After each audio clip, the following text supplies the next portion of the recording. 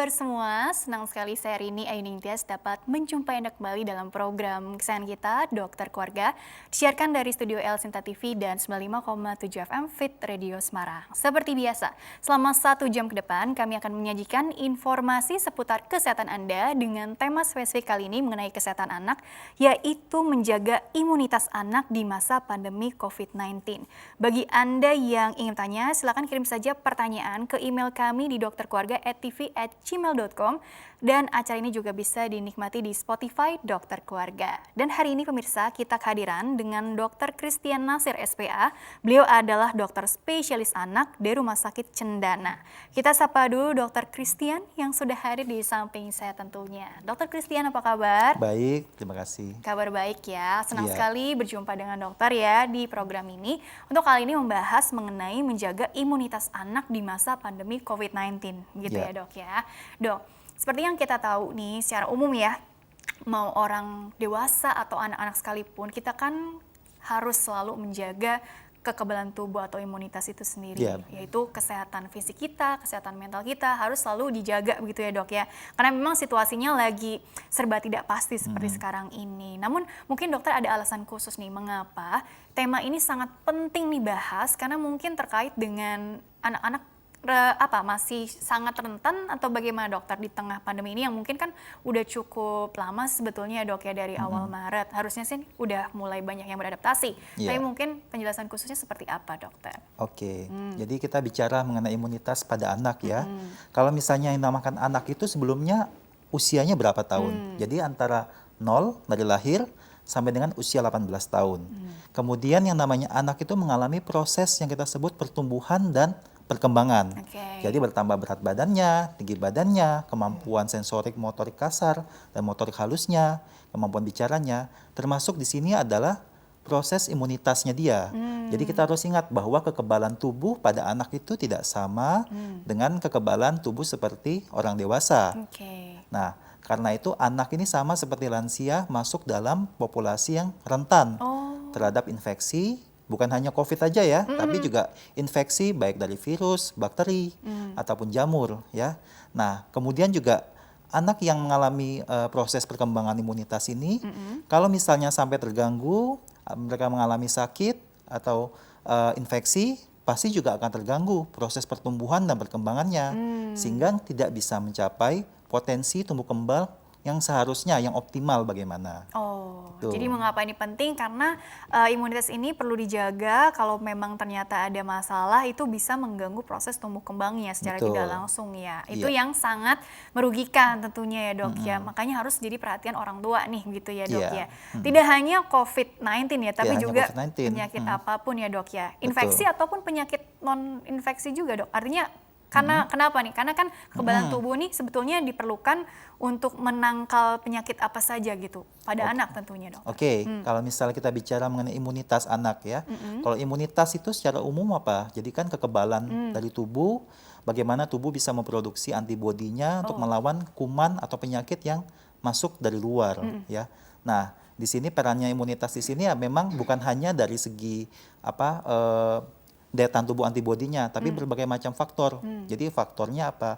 Bagaimana faktor gizinya, kemudian aktivitas fisik, kemudian juga bagaimana dengan imunisasi yang bisa diberikan kepada anak, sehingga bisa muncul antibodi yang spesifik terhadap penyakit-penyakit tertentu. Jadi antibodinya ini ya dok ya. Makanya tadi perlu diperhatikan juga faktor-faktor lain yang mempengaruhi nutrisinya, aktivitas fisik atau stresor. Anak-anak kan stres juga ya dok ya? Ya pasti, bukan hanya orang tua aja. Namanya juga manusia gitu ya. Apalagi tadi 0 sampai 18 tahun ya. Kalau anaknya udah mulai gede dikit aja kan udah bisa diajak berkomunikasi ya dok ya. Tapi kalau yang bayi-bayi, nah kita kan berarti tugasnya orang tua nih yang harus jadi jauh lebih aware begitu ya dok ya. Nah sebenarnya kalau menariknya begini dokter, ini kan ancaman penyakit di tengah pandemi COVID-19 ini tadi tidak hanya COVID ya. Mungkin berdasarkan pengalaman dokter, berdasarkan praktek sehari-hari gitu ya. Mungkin kebanyakan kasusnya ini sekarang seperti apa sih yang datang berkunjung ke RS Cendana nih barangkali ya. Ternyata banyak ditemukan penyakit-penyakit yang seperti ini nih gitu, karena mungkin daya tahan tubuhnya lagi drop, apalagi musimnya juga pancaroba, lagi hujan, terkadang panas, kadang hujan gitu, jadi Iya, nggak jelas betul. gitu ya dok ya. Seperti apa itu dokter? Oke, jadi kita ini kan tinggal di Indonesia ini negara tropis ya. Negara tropis ya otomatis juga kasus penyakit infeksi masih cukup banyak di Indonesia ya. Jadi ancaman-ancaman penyakit infeksi pada anak yang paling sering itu misalnya gejala ISPA, infeksi saluran pernapasan atas, kemudian juga bisa pneumonia atau radang paru-paru, kemudian yang lain seperti diare, gastroenteritis ya. Nah, sebenarnya beberapa penyakit ini bisa kita cegah pertama dengan pola nutrisi yang baik ya. Kemudian yang kedua juga bagaimana dengan imunisasinya. Karena banyak ini orang tua yang takut anaknya dibawa ke rumah sakit, dibilang rumah sakit nanti sumber penularan COVID ya. Tapi selama dijalankan protokol kesehatannya, seharusnya tidak. Anak juga memiliki hak untuk mendapatkan pelayanan kesehatan yang sebaik mungkin. Jangan sampai justru kita melewatkan jadwal imunisasinya, malah muncul kasus baru, masalah baru. Ya. Kejadian luar biasa baru misalnya. Masih ada, Indonesia masih belum bebas dari penyakit-penyakit infeksi yang seharusnya udah bisa dicegah dengan imunisasi. Contoh paling gampangnya misal penyakit seperti difteri, pertusis, kenyataannya masih ada terus di Indonesia. Masih ya. ada aja Padahal ya. harusnya bisa dicegah dengan imunisasi. Oke, jadi memang sekarang ini fokusnya COVID aja, tapi Iya. jadi terlupakan nih mungkin ada gejala penyakit lain atau Iya. penyakit lain, sehingga tadi ada resiko jangan sampai sih ada kejadian luar biasa, tapi memang buktinya apa ya belum terbebas sepenuhnya juga dok ya dari tadi resiko-resiko Iya, yang masih sudah ada- dokter masih ada. paparkan. Oke, nah jadi makanya tadi sebenarnya fokusnya juga nanti akan bahas mengenai imunisasi juga ya dok ya, Iya, atau betul. vaksin gitu ya. Nah ini mengapa penting sekali sih dok untuk intinya meningkatkan kekebalan tubuh si bayi atau si anak kita nih, karena kan bukannya bayi baru lahir juga sebetulnya ada ya kemampuan atau daya Iya. tahan tubuh alami yang sudah diberikan oleh Tuhan gitu ya. Betul. Nah ini bagaimana penjelasannya supaya kita jadi makin terbuka juga pikirannya dok. Oke, baik. Jadi kita bicara mengenai kekebalan pada manusia. Semenjak lahir, apakah bayi tersebut sudah memiliki kekebalan? Ya. Nah, jadi dari lahir pun bayi pun sudah memiliki antibodi yang berasal dari ibunya. Nah, ini yang disebutkan imunitas bawaannya atau imunitas alaminya, ya. Nah, itu caranya yang kita sebut dengan transfer antibodi melalui plasenta. Nah, ini yang kita sebut dengan imunisasi yang pasif gitu, ya. Nah, tapi ada juga penyakit-penyakit yang tidak cukup hanya dengan antibodi dari ibunya. Oke. Nah, makanya sebagai upaya kesehatan yang bisa kita lakukan adalah melakukan imunisasi aktif atau vaksinasi. Jadi kita memperkenalkan antigen atau memperkenalkan virus atau kuman yang sudah dilemahkan, dimatikan, sehingga merangsang timbulnya antibodi pada anak tersebut, ya. Tidak Gitu. nunggu sakit dulu Nah, baru jangan nunggu sakit terbentuk dulu. secara alami begitu ya dok ya? Nggak begitu Sistem, ya? betul. Sistemnya adalah pencegahan, mencegah sebelum terjadi penyakit. Oke, kalau yang tadi antibodi, istilahnya imunisasi pasif gitu ya dok ya? Ya. Oh, Jadi kalau yang transfer. ini aktif nih, berarti pengertiannya memang sengaja diberikan, kemudian juga istilahnya supaya tubuh ini diajak mengenali begitu ya dok ya? Mengenali. Jadi prosesnya ini seperti apa? Karena kan supaya kita lebih paham juga ternyata harus dibentuk dan juga perlu berulang gitu ya, betul. jadi supaya apa gitu kan? Betul, ya. Oke, mungkin saya tambahkan. Jadi kalau misalnya yang pasif itu artinya tubuh yang si anak sendiri atau tubuh manusia itu dia itu tidak perlu membentuk antibodinya sendiri, tapi antibodinya itu diberikan dari luar, bisa melalui ibunya sudah pada waktu selama dalam proses kehamilan.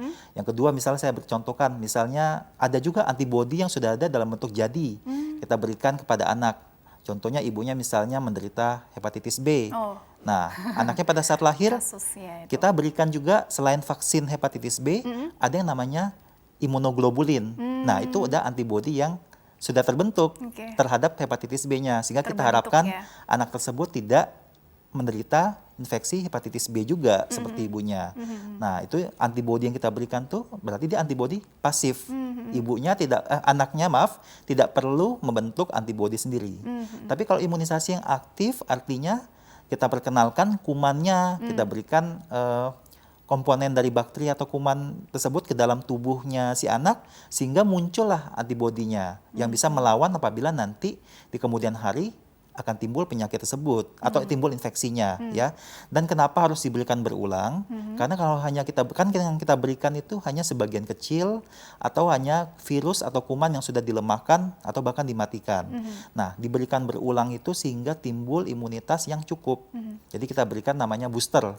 Jadi ada yang imunisasi yang bisa kita berikan mungkin sampai 3 kali di bawah umur 1 tahun, kemudian diulang kembali pada usia 1,5 tahun. Jadi prosesnya itu tidak hanya sekali saja cukup gitu. Itu kenapa? Mungkin nanya kok harus berulang-ulang sih dok. Nah itulah yang kita maksudkan pembentukan sel memori. Artinya pada saat virusnya, kumannya masuk, dia akan mengingat, oh ya pernah dulu ada kayak gini, kita bentuk antibodi untuk melawannya. Oke, Gitu. nah ini yang imunisasi dasar ya, yang artinya yang karena kan ada juga pelengkap nih, apalagi di tengah pandemi COVID-19. Imunisasi apa nih yang sebagai apa ya pelengkap atau vaksin pelengkap yang bisa diberikan untuk Oke. putra-putri kami nih supaya terhindar dari ancaman penyakit apapun begitu sebetulnya.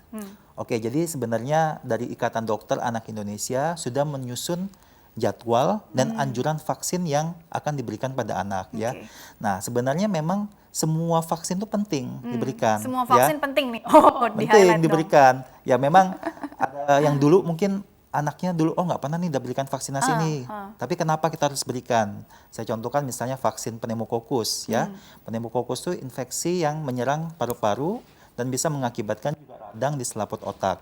Zaman dulu mungkin nggak begitu populer, tapi ternyata angka kesakitannya di Indonesia cukup tinggi, bahkan angka kematiannya juga tinggi. Kesakitan dan kematiannya tinggi Angka ya. kesakitan dan angka kematian, sehingga vaksin itu dianggap perlu untuk diberikan, ya. Kemudian diberikan vaksinasi pneumokokus, ya. Nah di luar mungkin imunisasi dasar itu pengertiannya sebenarnya adalah imunisasi yang diberikan pada anak di bawah usia 1 tahun. Wajib sifatnya. Ya, sifatnya wajib. Nah, tapi kadang-kadang orang lupa setelah 1 tahun dibilang nggak usah lagi divaksin. Harus Padahal pada nggak. terus diulang tadi ya. Padahal yang dilanjutkan harusnya masih ada imunisasi lanjutan. Tadi kembali yang saya jelaskan di awal, yang namanya booster. Jadi sehingga antibodinya itu menetap. Tadi kalau pertanyaannya vaksin apa aja yang bisa kita berikan, yang umum diberikan bisa dari BCG, kemudian DPT, itu ada difteri, pertusis, tetanus, kemudian hepatitis B, HIV atau hemophilus influenza tipe B. Nah, kemudian juga jangan lupa campak ya. Nah, yang mungkin agak baru yang ini yang namanya pneumokokus, kemudian ada vaksin rotavirus. Ini untuk mencegah atau menurunkan angka kesakitan pada penyakit diare pada anak. Diare kan tinggi juga kasusnya ya, Dok. Betul, banyak ya. Satu lagi apa? Influenza. Itu sudah bisa diberikan pada anak di bawah 1 tahun. Karena dulu ada yang berpikir vaksin influenza itu cuma orang dewasa. Gitu. Padahal mungkin nih sudah bisa diberikan mulai usia 6 bulan ke 6 atas. bulan gitu ya. Karena memang artinya begini dokter, kan Iya. kebutuhan juga ya dok ya. Apalagi tadi situasinya juga lagi gawat seperti ini. Jadi kita pola pikirnya harus yang preventif tadi ya dok ya. Dan semua imunisasi atau vaksin tadi juga wajib sebetulnya ya dok Sebetulnya ya. wajib. Dan jangan lupa juga tadi harus sesuai dengan jadwal ya kalau bisa ya Jadwal. dok ya. Bagaimana dengan kasus yang apa ya di tengah pandemi kan waktu awal-awal sempat banyak yang molor Iya. atau mungkin masih ada aja orang tua di luar sana yang barangkali masih ragu juga nih tadi ya untuk membawa putra-putrinya untuk vaksin ke rumah sakit karena takut tertular COVID ataupun memang kondisi lain lah, faktor lain gitu ya. Iya. Jadi memang harus sesuai jadwal ini kah supaya artinya bagaimana ya? Supaya benar-benar efektif untuk membentuk kekebalan tubuh atau bagaimana dokter? Oke. Jadi pada prinsipnya semua vaksin itu memiliki jadwal yang spesifik. Ada beberapa vaksin yang setelah melewati usia tertentu tidak bisa kita berikan secara sembarangan. Misalnya vaksinasi BCG yang untuk mencegah penyakit tuberkulosis. Kalau usianya udah di atas 1 tahun, kita harus melakukan pemeriksaan khusus untuk memastikan anak tersebut belum terinfeksi. Kalau sudah terinfeksi ya kita kan prinsipnya pencegahan. Jadi guna vaksinnya juga dipertanyakan. Kalau udah Iya. terlanjur di treatment, vaksin sendiri jadi kurang berperan atau sebenarnya bisa juga untuk pelengkap? Nah, kita lihat kondisinya. Yang pasti kalau misalnya beberapa penyakit kalau sudah terinfeksi dan anak tersebut sudah membentuk antibodinya tidak kita perlukan. Contohnya vaksin cacar Sudah air. terbentuk alami ya dok? Terbentuk ya? alami.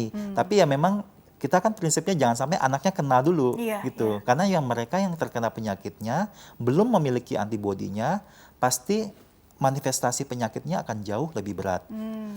Kemudian untuk masalah jadwal, ada juga vaksin tertentu seperti rotavirus yang kalau sudah melewati usia 8 bulan tidak bisa kita berikan lagi.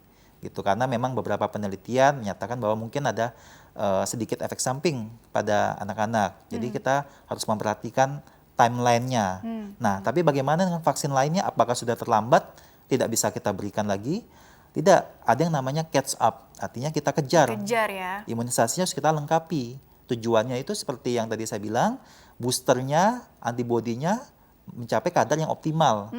Nanti gitu, nanti di kemudian hari ada infeksi, sudah ada antibodi yang bisa mengatasinya. Harapannya seperti itu ya dok Seperti itu. ya. Oke dokter, kita jeda dulu sebentar, nanti Ya. dilanjutkan di segmen selanjutnya untuk lebih detailnya lagi seperti apa ya. Oke, baiklah pemirsa, jangan kemana-mana, tetaplah bersama kami akan kembali sesaat lagi.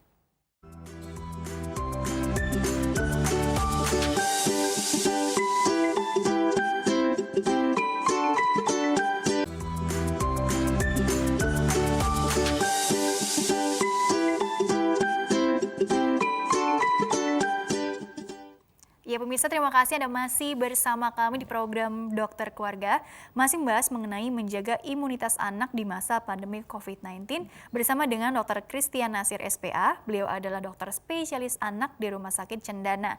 Bagi Anda yang ingin bertanya, silakan kirim saja pertanyaan ke email kami di dokterkeluarga@tv@gmail.com, dan acara ini juga bisa dinikmati di Spotify Dokter Keluarga. Dokter Christian, lanjutkan kembali ya penjelasannya. Jadi kan tadi memang menarik ya, ada berbagai macam upaya yang bisa kita lakukan untuk meningkatkan kekebalan tubuh putra-putri kita ya dok ya. Namun kan ini penting juga nih sebagai orang tua kita jadi lebih aware, meningkatkan pengetahuan juga, khususnya mungkin bagaimana mendampingi anak atau memberi contoh barangkali ya. Kalau di rumah nih pola hidup yang sehat seperti apa sih, yang tujuannya lagi-lagi sebenarnya untuk meningkatkan kekebalan tubuh si anak itu sendiri. Jadi tadi dokter bilang pola istirahat, pola nutrisinya juga perlu diatur. Maksudnya seperti apa sih dokter? Mungkin lebih detailnya lagi ya. Jadi kembali tadi masalah imunitas itu dia multifaktorial ya. Jadi bukan hanya dari imunisasi yang tadi kita bicarakan, tapi bagaimana juga untuk pola aktivitas fisik dia, kemudian juga untuk nutrisi, kemudian juga jadwal tidurnya ya. Nah, kalau kita bicara mengenai pola aktivitas, nah ini kan masa pandemi, mungkin kebanyakan anak sesuai dengan anjuran Ikatan Dokter Anak Indonesia untuk tidak banyak aktivitas di luar. Nah, tapi bagaimana di rumah itu seharusnya bagaimana? Jadi kalau kita bagi aktivitas itu untuk anak itu, kita lihat aktivitasnya aktivitas fisik, dan satu lagi aktivitas sedentarian. Sedentarian itu artinya aktivitas yang sifatnya tidak membutuhkan banyak kalori, tidak membutuhkan banyak pergerakan ya. Nah, kalau misalnya untuk aktivitas fisiknya, untuk anak usia 1 sampai dengan 6 tahun, kita anjurkan itu minimal aktivitas fisiknya dalam sehari itu ada 180 menit ya. Ya, jadi bukan berarti dia selama 180 menit atau 3 jam itu harus beraktivitas terus, enggak, artinya terbagi ya. Baik itu cuma jalan biasa, mungkin ada juga aktivitas yang sedang berat seperti berlari, kemudian berolahraga, bermain ya. Artinya aktivitas yang menggerakkan banyak tubuh ya. Aktif, bergerak Aktif. lah ya. Dan juga ini kita masalah aktivitas sedentarian ya. Jadi anak-anak juga banyak yang mengalami gejala obesitas. Sedentary lifestyle tadi Iya, soalnya ya. sedentary lifestyle bukan hanya orang dewasa. Anak-anak sekarang juga sudah Atau banyak. remaja ya dok ya? Remaja apalagi. Remaja ya dok ya. Iya. Mungkin karena sekarang ngemil-ngemil tuh bisa pilih sendiri ya dok ya. Iya. Beli online gitu nanti tinggal Online. diantar. Banyak minuman manis ya. Ya, intinya jadi kurang gerak, ditambah gerak. tadi pola makannya juga sebenarnya berarti nutrisinya juga nggak balance ya dok ya. Tadi obes tapi ternyata mungkin malnutrisi sehingga daya tahan tubuhnya juga agak terganggu juga nih, begitu ya dok ya. Iya. Oke, kalau kita bicara mengenai masalah dietnya atau pola makannya, nah yang harus kita perhatikan di sini adalah masalah keseimbangan ya. Jadi semua diet itu terbagi, ada makronutrien, ada mikronutrien. Makronutrien itu apa? Artinya zat gizi yang kita butuhkan dalam jumlah besar untuk kehidupan manusia. Itu ada protein, karbohidrat, lemak. Nah, komposisinya harus seimbang. Jangan sampai anak itu kebanyakan karbohidrat. Jadi diberikan, mungkin dia sukanya konsumsi gula atau konsumsi yang manis dalam jumlah besar ya. Untuk susu misalnya kita batasi jangan lebih dari 500 cc sehari. Ada yang punya kebiasaan masih sampai 2 liter, 1 liter. Iya Allah. Kadang-kadang bukan karena lapar, tapi karena ya itu mungkin kebiasaan. Tadi ya. Apalagi gitu. manis enak. Manis ya. Ketagihan deh. Ketagihan ya. Karena gula itu kan sifatnya memang menenangkan mungkin ya. Kemudian yang selain makronutrien itu ada yang mikronutrien.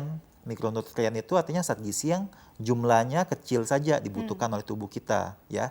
Baik itu berupa vitamin ataupun mineral. Nah, kembali ke sini, jadi yang masalah yang mungkin dibilang suplemen-suplemen. Perlu nggak kita kasih ya? Suplemen itu kan sebenarnya vitamin atau mineral yang dikasih, ya. Nah, prinsipnya adalah makanan yang seimbang, yang sudah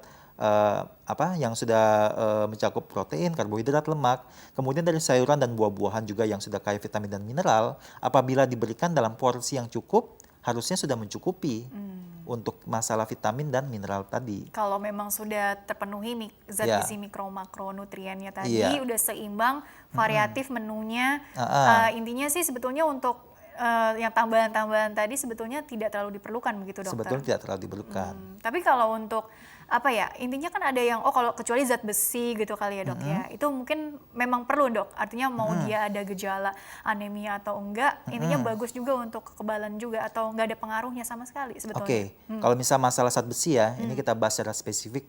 Biasanya pada anak usia 6 bulan yang mungkin hanya mendapatkan ASI eksklusif, kemudian ketika dia memulai MPASI-nya akan mengalami kekurangan zat besi. Nah, biasanya kita melihat di sana gejalanya apa? Anaknya pucat, berat badannya sulit bertumbuh.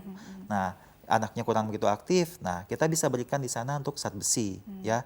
Tapi apabila pola makanannya juga kaya akan zat besi, misal dari hati, dari protein hewani, dari daging, nah itu harusnya cukup mencukupi.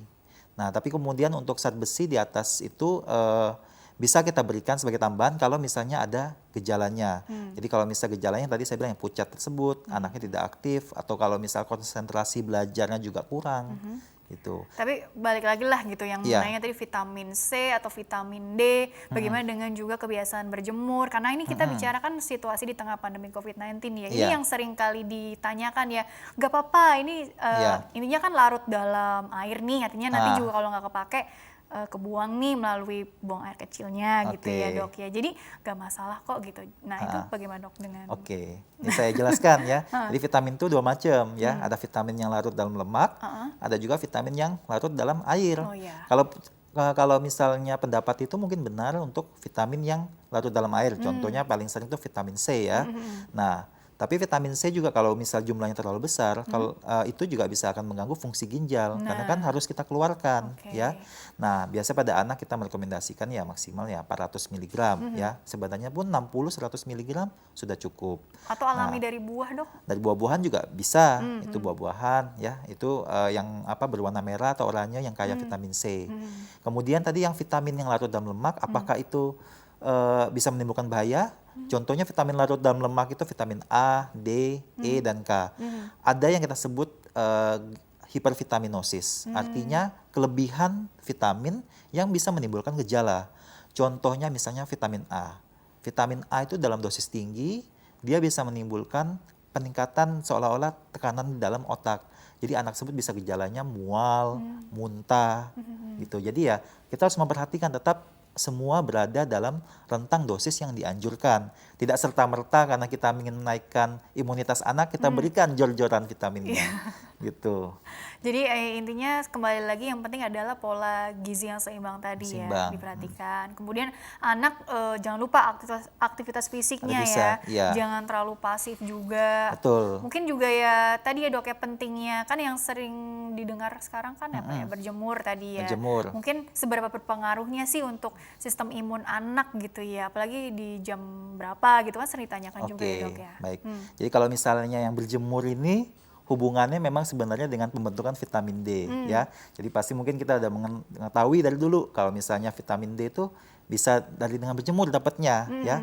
Tapi ya maksudnya di sini adalah berjemur itu mengubah yang provitaminnya itu menjadi vitamin tersebut. Tapi vitaminnya itu belum dalam bentuk aktif, vitamin D-nya. Untuk supaya bisa aktif itu biasanya membutuhkan aktivitas enzim di ginjal juga supaya betul-betul aktif. Jadi bukannya kalau misalnya anak tersebut otomatis berjemur aja udah cukup, enggak gitu ya. Jadi yang penting itu apa? Asupannya dia dari makanan yang kaya vitamin D, misalnya dari susu, kemudian juga dari beberapa protein hewani ya. Yang nabati ada yang jamur shiitake misalnya ya. Nah, tapi kemudian jam-jamnya, apakah ada jam yang khusus? Memang pembentukan vitamin D untuk proses pengubahan provitamin menjadi vitaminnya itu membutuhkan sinar UVB ya. Dan ini banyak antara jam 10 dan jam 2 siang ya. Tapi memang kita harus perhatikan di sini. Kita ini di Indonesia negara tropis di mana intensitas mataharinya juga cukup kuat ya. Dan jangan sampai justru malah ini menimbulkan masalah seperti misalnya luka bakar pada anak, kemudian juga malah jadi kanker Sunburn kulit gitu. ya. Jadi ya jangan, tetap kita harus perhatikan memang anak beraktivitas karena sinar matahari itu baik ya, betul. Tapi ya jangan dalam waktu yang atau rentang waktu yang berlebihan gitu. Sebenarnya berapa lama untuk patokan resminya sih tidak ada ya. Tapi kita lihat aja kalau anak tersebut memang sudah menunjukkan tanda-tanda misalnya dia kehausan, kecapean, dehidrasi, Dehidrasi. atau kulitnya sudah mulai kemerahan ya tentunya ya jangan kita biarkan kita Iya. bilang wes supaya vitamin D-nya tinggi, enggak ya. Jadi seperti itu ya. Terus juga ini yang menarik juga bagaimana mengolah stres juga ya dok ya. Iya. Karena kan seperti yang kita ketahui ini kalau anak-anak sekolah kan harus apa ya, ya belajarnya online. Jadi Iya. adaptasi lagi gitu ya Oke. dok ya. Nah tentunya kan ada stresor tersendiri nih dok untuk case ini gitu ya dok. Ya. Bagaimana tanggapan dokter karena khawatirnya imunnya jadi drop nih gara-gara banyak apa ya, Iya. tekanan lah tadi ya, tekanan enggak ya, beban lah, beban Oke. selama belajar online dan lain-lain Oke. gitu dok. Baik, saya singgung juga ya mengenai pembelajaran jarak jauh atau pembelajaran online ini ya. Ya kalau misalnya dari Ikatan Dokter Anak Indonesia sebetulnya juga udah mengeluarkan panduannya ya, di mana sebenarnya maksimal itu untuk screen time atau penggunaan gadget atau pembelajaran mungkin menggunakan komputer ya sebaiknya dibatasi itu 2 jam untuk tatap langsungnya itu ya. Nah kemudian di sini juga memang harus diperhatikan juga orang tua juga harus bisa mendampingi. Nah, sebenarnya mungkin stres pada anak itu juga kita lihat kalau misalnya tidak ada dukungan atau support yang baik Iya. kepada anak tersebut ya. Nah, kalau misalnya anak tersebut dilimpahkan tugas, kemudian anaknya tidak mengerti dan tidak memiliki tempat juga untuk bertanya, ya pasti itu suatu beban bagi anak tersebut ya. Nah, di sini sikap orang tua dulu yang saya mau tekankan. Orang tua yang misalnya mungkin stres, bagaimana mungkin mengharapkan anaknya tidak stres gitu ya. Dari orang tuanya dahulu ya. Nah, bagaimana dia bisa juga untuk membantu menemani anak ya, kemudian memberikan dukungan dan juga ini kadang-kadang jangan sampai emosi itu terlampiaskan kepada anak. Iya. Sehingga anaknya juga merasakan emosi orang tua ya, otomatis jadi stres juga. Dan juga stres yang berlebihan ini ya pasti akan menurunkan imunitas dari si anak tersebut. Jadi sekali Tuh. lagi kesehatan fisik, kesehatan mental Iya. tadi ya dok ya. Dan juga ini yang penting juga kan sekarang anjuran untuk screen time ya. Iya. Ini mungkin dokter juga bisa share sedikit sih buat gambaran aja. Karena ini kan pengaruh juga tadi semuanya serba ngeling gitu ya dok ya. Oke. Nah untuk yang screen time ini anjurannya seperti apa kalau sebagai dokter spesialis anak mungkin bisa memberikan tips-tips Oke. juga dok. Jadi penggunaan untuk screen time atau penggunaan gadget itu, kalau untuk anak usia di bawah 2 tahun, kita tidak menyarankan. Mungkin banyak nih orang tua yang menggunakan media, oh ya YouTube, nih ada lagu-lagunya, ada ini, untuk supaya anak tersebut terdistraksi ya. Nah, itu kita tidak anjurkan. Yang boleh hanya kalau anak usia 1 sampai dengan 2 tahun untuk video call. Itu masih boleh ya. Masih boleh ya. Masih boleh. Video call Nah, aja. video call. Jadi yang prinsipnya apa? Ada interaksi. Jadi anak tidak boleh menggunakan gadget atau screen time itu sendirian. Itu yang kita tidak anjurkan. Nah, kemudian anak usia yang 3 sampai dengan 6 tahun, anjurannya adalah 1,5 jam maksimal dalam sehari. Nah, kemudian yang 6 sampai dengan selanjutnya boleh 6 sampai 12 tahun boleh 2 jam dalam sehari. Tapi tetap semuanya itu harus disupervisi oleh orang tua sehingga konten-konten yang disaksikan itu yang dilihat itu bukan konten yang negatif. Nah, kemudian juga kita hindari penggunaan gadget penggunaan atau screen time tersebut selama waktu misal waktu makan. Nah kemudian sebelum tidur 1 jam sebelum tidur seharusnya tidak boleh karena nanti mengganggu untuk pola tidurnya itu. Iya, jadi pola istirahatnya terganggu, terganggu. imunnya juga drop juga ya Betul. ujung-ujungnya ya. Kurang lebih seperti itu ya. Oh ini ada slide ya? Oh, Ada yang slide, ini benar? Dari Rumah Sakit Cendana ini yang katanya Yang sudah ini dipersiapkan ya. disiapkan Rumah Sakit Cendana. Mengapa menjaga imunitas anak penting di masa pandemi? Sebetulnya sudah dijelaskan di awal segmen ya dok ya, bahwa Iya. sistem kekebalan tubuh anak masih dalam perkembangan sehingga nanti akan berpengaruh ke tumbuh kembangnya yang Iya. tidak berjalan dengan semestinya yang kita harapkan gitu ya Betul. dok ya. Oke, ada yang ingin ditambahkan lagi dok atau mungkin sudah cukup nih? Sudah cukup ya sudah dari cukup sana. ya. Coba slide selanjutnya lagi. Ini dari Rumah Sakit Cendana ya yang mau persiapkannya. Iya. Oke. Makanan yang dianjurkan untuk menjaga imunitas anak di masa pandemi. Nah sebenarnya ini tadi ya untuk Prinsipnya makronutrien, mikronutrien seimbang.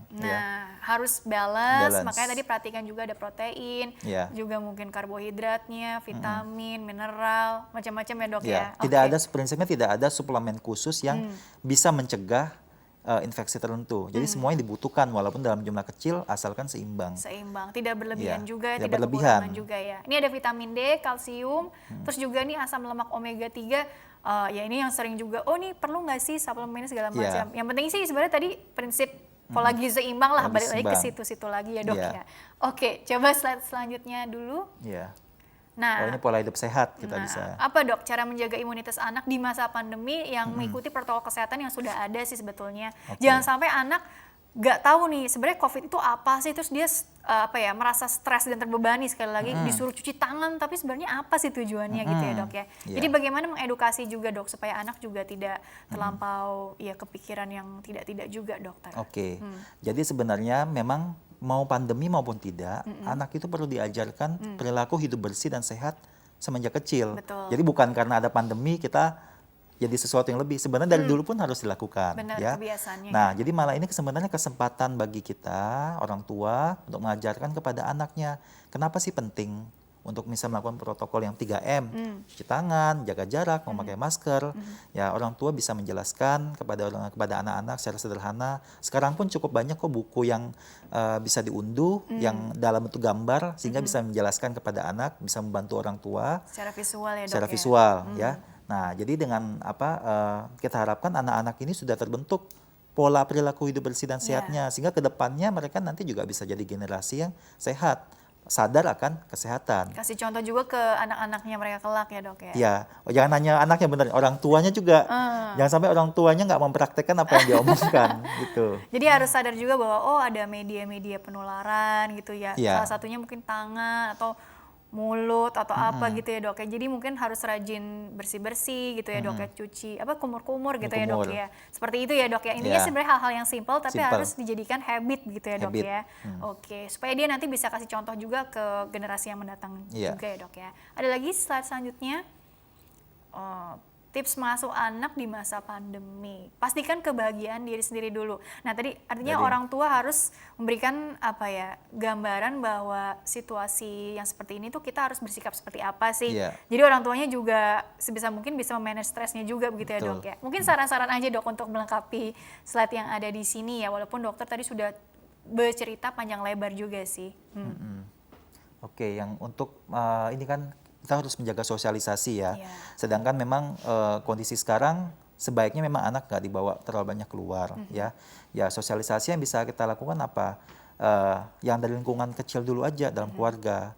Ya mungkin selama ini ayah atau ibu yang mungkin kurang waktunya untuk bicara kepada anak. Ini bisa kesempatannya bisa dengan membacakan buku cerita, membiarkan anak bercerita mengenai hari dia, tanya gimana, apa yang mau dirasakan, mau saat dia nggak pernah bisa sampaikan, ini kesempatan kepada anak untuk lebih mencurahkan perasaannya sehingga bonding orang tua dan anak itu bisa lebih baik. Iya. Jadi memang walaupun di dalam rumah aja, tapi jangan Iya. lupa tetap komunikasi. Terus juga tadi anak diajak beraktivitas yang cukup Iya. banyak juga, karena supaya tadi kan intinya nggak sedentary lifestyle juga ya dok Iya. ya. Terus mungkin diajak untuk menikmati hobi bersama barangkali. bersama, ya, Yang betul. penting tadi kan sehat secara fisik dan mental sehingga bisa menaikkan imunitasnya begitu ya dok ya, Iya. secara tidak langsung ya. Coba ada lagi tambahan berikutnya. Oh sudah ada ya, sudah tidak ada lagi ya. Oke, sekarang masuk ke pertanyaan email dulu nih dok. Ini Ya, ada 2 boleh. pertanyaan yang bisa Dokter Christian beri tanggapan satu persatu ya. Jadi Oke. bagi pemirsa yang ingin bertanya via email, silakan kirim saja pertanyaan ke email kami di dokterkeluarga@tv@gmail.com. Format lengkapnya di bawah ini, nama, usia Anda, usia anak Anda, serta tempat tinggalnya ya. Baik, pertanyaan pertama ini dari Ibu Lasmini. Ya. Ibu Lasmini dari Karawang, Jawa Barat. Pertanyaannya seperti ini dokter. Dok, saya punya anak saat ini umur 11 bulan. Belum setahun ya dok ya. Waktu lahir nih memang prematur dok, dengan berat badan 1,5 kilo. Dan sekarang berat badannya ini di usia 11 bulan 7 kilogram. Saya mau tanya, anak saya nih kepalanya sering panas. Itu normal apa enggak ya dok? Apakah ada kaitannya dengan imunitasnya? Mohon penjelasan dan solusi dari dokter. Terima kasih dokter. Oke, jadi kondisi kita harus paham gejala gitu ya dok ya. Supaya tidak terlampau cemas tapi tidak terlampau cuek juga. Apa sikap yang perlu diambil ketika anak kita nih, anak Ibu Lasmini ini panas Iya. gitu ya, kepalanya aja gitu ya. Ini tanda-tanda apa sih dok, normal nggak Oke, sih gitu baik. ya? Terima kasih Bu Lasmini ya pertanyaannya. Sebelum saya jawab langsung, saya mungkin akan melihat dulu kondisinya si anak ya, karena ini berkaitan nih dengan imunitasnya. Tadi dibilang anaknya prematur, berat badannya 1,5 kilo. Artinya anak tersebut lahir dalam kondisi yang tidak optimal ya. Nah, di mana bayi prematur tersebut memiliki memang resiko infeksi yang lebih tinggi karena memang sistem organnya mungkin belum berkembang dengan sempurna. Sayangnya di sini mungkin Ibu Lasmini tidak menyebutkan prematurnya itu berapa minggu. Jadi kalau misalnya sekarang usianya 11 bulan. Kalau kita lihat 7 kilo untuk 11 bulan kecil. Nah, tapi apakah kita langsung bilang memang anaknya ini terlambat pertumbuhannya? Kita harus melihat dulu yang namanya usia koreksi. Artinya kita akan menyesuaikan dengan usia kehamilannya itu berapa minggu yang seharusnya. Misalnya dia ternyata lahirnya 32 minggu atau 34 minggu. Nah, artinya kalau misalnya sekarang dia usianya 11 bulan, tidak sebenarnya 11 bulan, mungkin malah 10 bulan, 9 bulan, itu. Jadi tidak bisa kita bandingkan dengan anak-anak seusia dia atau bayi seusia dia. Itu satu. Kemudian yang kedua, dengan berat badan 1,5 kilo tersebut, apakah ada masalah-masalah yang lain selama dia dalam perawatan? Biasanya bayi yang berat lahirnya normal itu ada 2,5 sampai dengan 4 kilo. Nah, kita lihat apakah ada masalah-masalah lain karena ini misalnya nanti akan mengganggu pertumbuhan ke depannya. Gitu ya. Nah, jadi kembali pertanyaannya yang anaknya panas dipegang kepalanya, normal apa enggak? Nah, yang kita harus gunakan itu patokannya bukanlah perabaan tangan pada kepala ya. Karena diingat kepala, wajah, area wajah ini memiliki aliran pembuluh darah yang besar, yang banyak. Jadi kadang-kadang bisa terasa hangat atau terasa panas. Tapi kita ukur suhunya dengan termometer yang dianjurkan di ketiak. Nah, kita baca suhunya berapa ya. Suhu normal yang diharapkan adalah 36,5 sampai dengan 37,5 ya. Kalau misalnya anak tersebut di atas 37,8 atau 38, nah itulah baru kita sebut dengan demam. Jadi tidak serta-merta kepalanya panas, Anget gitu pasti misalnya. ini Tanda infeksi tanda atau infeksi apa. belum tentu ya. Nah, tapi mengingat kondisinya tadi bayi ini prematur, berat badan lahirnya rendah. Nah, jadi memang upaya-upaya yang harus kita lakukan dengan cara ya kita imunisasi tetap ya, satu diberikan, kemudian untuk pola makannya juga. Nah, harus kita pantau karena target kita nanti anak prematur itu usia 2 tahun harus dia tuh udah setara dengan anak-anak lainnya. Pada usia 2 tahun kita tidak koreksi lagi usia kelahirannya. Oke, Gitu. kurang lebih seperti itu ya. Dipastikan dulu nih tadi. Jadi sebenarnya ini bantu mengevaluasi juga ya tadi ya dok, kondisi bayinya ini seperti apa gitu. Tapi kalau memang, ini kita bicara secara umum ya dok ya, Iya. menjaga imunitas, katakanlah ini anak atau bayi yang punya faktor resiko yang lebih rentan gitu ya. Misalnya tadi kelahiran prematur, atau mungkin ada penyakit bawaan lainnya atau penyakit penyerta lainnya yang sehingga mungkin tadi tipsnya agak lebih apa ya, lebih harus intens dilakukan begitu dokter, atau mungkin ada pendekatan treatment lain gitu dok, karena kan istilahnya ini kelompok yang jauh lebih rentan lah gitu ya. Seperti apa itu mungkin? Oke, jadi kalau misalnya bayi-bayi yang berat lahirnya rendah atau prematur ini memang kita lihat kondisinya, karena kadang-kadang ada yang membutuhkan alat bantu napas misalnya ya. Nah, kalau seperti itu biasanya kita butuh pemeriksaan khusus untuk di matanya. Matanya apakah mengalami gejala-gejala karena kekurangan oksigen pada saat lahir. Nah, kemudian juga apakah misalnya tumbuh kembangnya seimbang, karena takutnya anak tersebut mengalami permasalahan pada perkembangan otak. Jadi kita lihat bagaimana tumbuh kembangnya. Sudah bisa belum dia misalnya untuk usia 11 bulan ini harusnya sudah bisa duduk sendiri kan. Nah, kalau misalnya belum, nah kita evaluasi ternyata ada kelemahan ototnya. Nah, itu harus kita intervensi secepat mungkin. Nah, kemudian yang lain masalah gizinya. Nah, ini mungkin menyambung yang tadi masalah zat besi sempat disinggung tadi Iya, iya. ya. Biasanya bayi-bayi yang prematur dibandingkan dengan bayi-bayi yang cukup berat lahirnya, mereka lebih rentan kekurangan zat besi. Karena juga suplementasi zat besi kalau kondisi seperti ini malah bisa kita sarankan Oke, gitu. begitu Ya. ya kurang lebih ya. Mm-mm. Tapi memang istilahnya memang ada yang lebih rentan ya dok ya karena kondisi bawaan Kondisi masing-masing bawaan bayi tadi masing-masing ya. anak. Oke, kurang lebih seperti itu ya. Baik, pertanyaan selanjutnya dulu ya. Ini tadi untuk Ibu Lasmini jawabannya tadi sudah cukup jelas. Mudah-mudahan sangat membantu ya. Iya. Baik. Mungkin pertanyaan selanjutnya ini dari Ibu Iis, usianya 38 tahun dari Bekasi. Nah, bukan. Yes. Dok, saat pandemi ini anak saya usia 5 tahun, di bagian pangkal lidahnya terdapat benjolan kecil. Ada sekitar 4 buah gitu ya. Apakah itu termasuk sariawan? Namun kok ukurannya itu tidak kunjung mengecil dok, atau hilang gitu ya. Sudah berapa lamanya sayangnya tidak Nggak dijelaskan. disebutkan, ya. Itu kenapa ya dok? Gitu penyebabnya apa? Apakah ada virus di mulut gitu Iya. ya? Dan cara pengobatannya juga bagaimana? Terima kasih dokter. Oke, baik. Oke, bagaimana sarannya dok gitu kan? Karena sekarang dikit-dikit khawatirnya gejala apa nih gitu. Gejala Apalagi COVID. lagi pandemi nih gitu ya. Takut gitu ya dok ya. Apa ini kan banyak ya gejala baru dikaitkan ke COVID lah atau apa gitu. Tapi itu terlalu luas ya kalau kita mau bahas itu. Mungkin ini Iya. tanggapan singkat juga nih untuk Ibu Iis bagaimana dok? Apakah itu sariawan atau apa sih Oke, dok? terima kasih Bu Iis. Nah, yang saya tangkap, ya ini sulit ya kalau misal kita tidak melihat langsung ya. Tapi ada benjolan kecil di pangkal lidah. Yang saya khawatirkan itu adalah kista dari air liur, Kista. yang kita sebut dengan ranula atau mukosil bahasa kedokterannya ya. Itu muncul biasa kenapa? Karena ada sumbatan atau mungkin dulu ada trauma. Jadi di dalam pangkal lidah kita, bukan hanya di pangkal lidah ya, daerah sekitar mulut juga banyak kelenjar air liur ya. Jadi kalau misalnya ada sumbatan atau mungkin juga infeksi bisa membengkak, bisa membesar. Nah, bagaimana penata laksananya? Ini harus dibawa ke dokter untuk dievaluasi betul atau tidak, apakah ada penyebab yang lain. Nah, dan biasanya memang harus kita keluarkan isi kandungan dalamnya, biasa cairan. Tapi memang ini sebaiknya kondisi kayak gini harus dibawa ke dokter anak atau mungkin dokter gigi juga boleh untuk melihat mengevaluasi dulu gitu ya. Itu ada kaitannya ke imunitas nggak nantinya dok? Kalau untuk secara langsungnya untuk kondisi ini tidak berkaitan ya, tapi kalau memang anak tersebut defisiensi imun atau kekebalan tubuhnya kurang, ya nantinya kalau misalnya itu terbuka atau maksudnya itu pecah, bisa menjadi sarang masuknya infeksi. Karena kita jangan lupa mulut kita ini juga sebenarnya banyak kuman, banyak bakteri juga.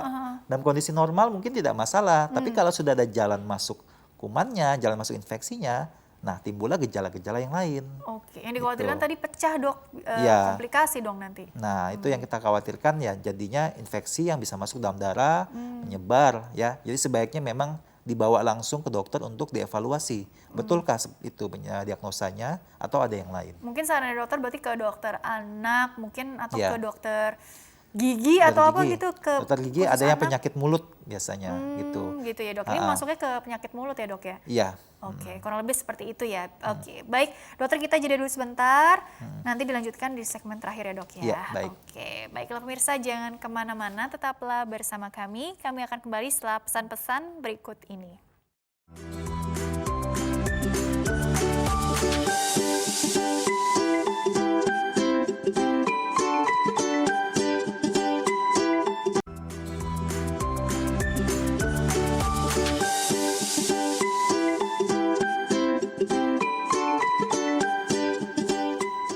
Ya pemirsa terima kasih Anda masih bersama kami di program Dokter Keluarga. Masih bersama dengan Dr. Christian Nasir SPA, dokter spesialis anak di Rumah Sakit Cendana, membahas mengenai menjaga imunitas anak di masa pandemi COVID-19. Dan dokter dilanjutkan kembali di segmen Iya. terakhir. Tadi kita bahas bagaimana sih meningkatkan imunitas pada anak nih secara umum, bahkan ada kelompok yang lebih rentan sekalipun sudah dibahas juga gitu ya. Bagaimana dengan yang memang sebelumnya ini sudah ada penyakit kronik gitu ya dok ya, atau penyakit apapun lah yang istilahnya jadi harus ekstra hati-hati nggak sih gitu ya Betul, dok ya. iya. Tipsnya mungkin apa juga dok buat teman-teman di luar sana yang barangkali punya putra-putri yang sudah ada penyakit kronik sebelumnya. Oke, Silakan.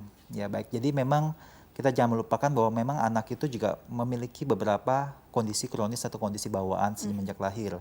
Saya contohkan misalnya penyakit jantung, beberapa penyakit jantung bawaan, kemudian juga misalnya masalah pada ginjal, atau mungkin juga ada yang mengalami misalnya masalah di darah seperti kanker atau talasemia, di mana membutuhkan transfusi rutin ya. Nah, kemudian juga anak-anak yang menderita alergi. Ini jumlahnya cukup banyak pada populasi anak Indonesia. Tetap pada anak seperti ini dalam kondisi normal pun kita harus menjaga imunitas mereka. Tetap seperti yang kita sampaikan tadi, yang pola makannya, aktivitas fisiknya, dan kemudian juga untuk masalah mentalnya mereka, kita berikan support tetap. Nah, tapi jangan takut untuk membawa anak tersebut kalau memang dia membutuhkan treatment yang tidak bisa ditinggalkan. Contohnya misalnya transfusi darah pada anak talasemia. Jangan sampai anak tersebut tidak mendapatkan transfusi darahnya, malah mengganggu pertumbuhan dan perkembangannya. Kemudian juga misalnya untuk anak-anak yang mengalami penyakit jantung bawaan, tetap untuk kontrol rutinnya tetap harus dilakukan, walaupun mungkin bisa dilakukan dengan interval yang lebih panjang. Ya, jadi tetap anak-anak yang dalam kondisi-kondisi yang seperti ini, imunitasnya tetap harus diperhatikan, jangan sampai malah memperburuk kondisi yang sudah ada. Oke, kurang lebih seperti itu ya. Dan jangan lupa juga tadi kembali lagi yang pola hidup sehatnya, gitu ya dok ya. Itu juga imunisasi tadi yang sudah sempat dibahas juga, jangan lupa juga. Intinya memang harus dilihat secara holistik untuk meningkatkan kekebalan tubuh putra-putri kita gitu ya dok ya. Oke dokter, karena waktunya juga terbatas, karena situasi pandemi ini juga kita belum bisa memprediksikan sampai kapan nih berlangsung gitu usahanya. Ya inginnya sih cepat gitu ya dok ya harapannya. Namun memang bagaimana nih closing statementnya untuk sekali lagi menjaga imunitas anak di masa pandemi COVID-19 ini? Silakan dokter. Oke, baik, terima kasih. Jadi anak Indonesia semuanya memiliki hak untuk tumbuh, untuk berkembang, sehingga bisa mencapai potensi tumbuh kembangnya optimal. Upaya-upaya yang kita lakukan untuk menjaga imunitas anak dengan cara beraktivitas yang cukup, istirahat yang cukup, kemudian juga untuk pemberian pola makan yang bergizi, dan juga anak juga melakukan protokol 3M, kita jelaskan mereka bisa melakukannya dengan baik juga.